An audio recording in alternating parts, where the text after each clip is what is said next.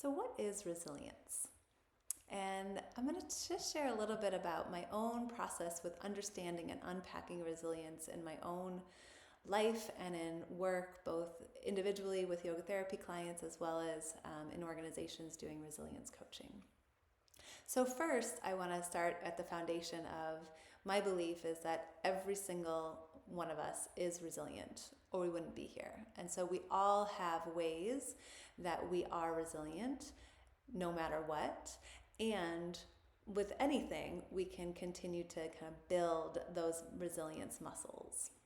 And so part of my work as a yoga therapist, mental health therapist, and resilience coach is to highlight those ways that people, organizations are already resilient, and how can we build on those resilient skills so you can feel even more capable, competent, empowered in your life. So I think of resilience in 3 different ways. So the first is what helps me bounce back when something pushes me down. And inevitably there's going to be struggles and challenges of griefs and losses and traumas in our lives. And resilience is not, we're not going to have those things. It's how do we bounce back from those things.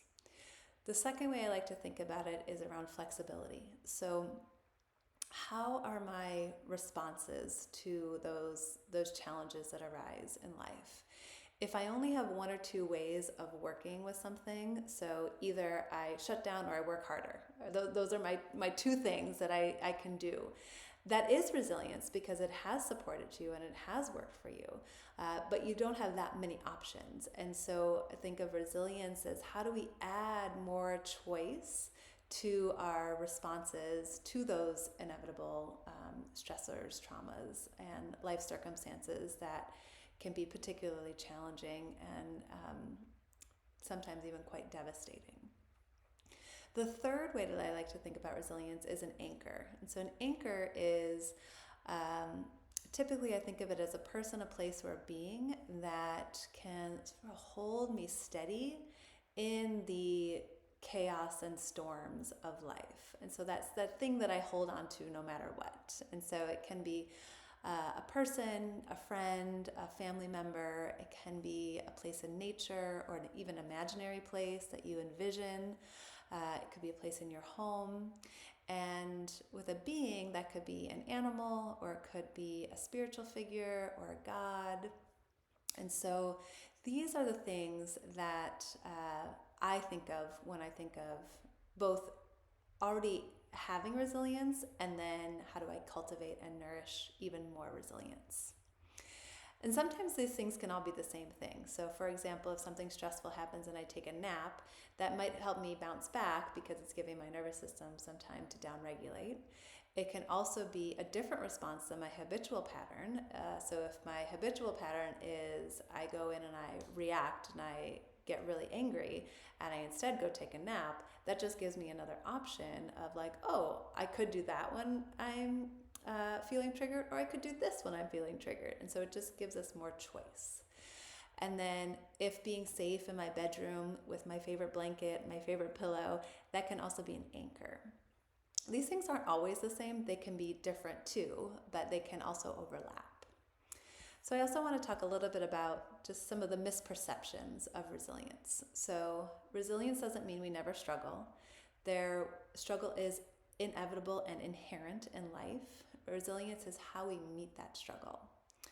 Resilience is not just like putting on a happy face, denying that we have problems, or bypassing our experience by just saying like everything's great. I think of resilience as being very honest and authentic and saying, I am struggling, I am grieving, I am angry. And to be able to have that kind of honest response, and then to know when we can have that honesty with ourselves, we can actually have some buoyancy and flexibility in how we respond to that. When we try to ignore or deny that there's even a challenge that's happening, that makes it even harder to have resilience in the face of that because we're not able to look at it honestly. And then just side note, not to say that denying is not resilient, it's also a protective mechanism. So that does have some resilience in it as well. And it's, again, it can be more into that that more rigid response where we can have that as a tool, but we also want to expand and have lots of tools in how we work with the challenges that we arise.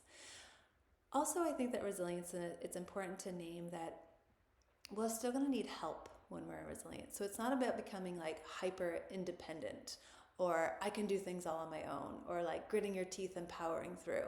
Like even as I do that, my body gets kind of tense. And when I think I'm in my most resilient place, I'm in this sort of open and spacious space where I can both lean on people and be leaned on.